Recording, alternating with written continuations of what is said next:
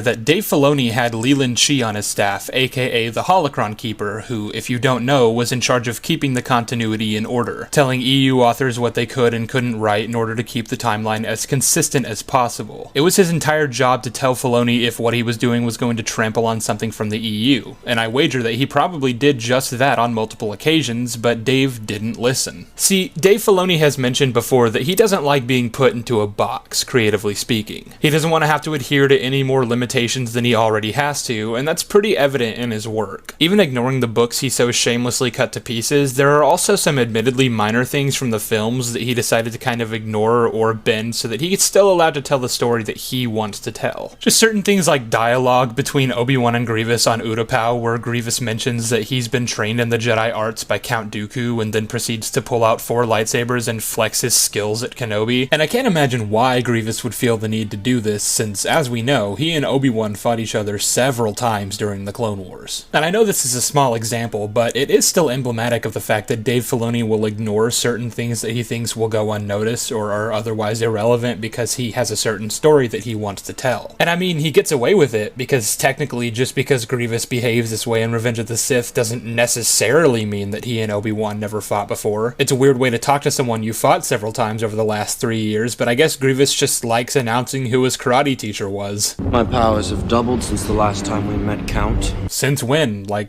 last week? A much more prominent example, I suppose, would just be the general existence of Ahsoka Tano after the events of the Clone Wars. She pops up in Rebels and later in The Mandalorian, which begs the question of where she was during the events of the original trilogy. You'd think she would have a personal stake in helping the son of her former master return Anakin back to the light side if she believed for even 1 second that it was possible, right? And again,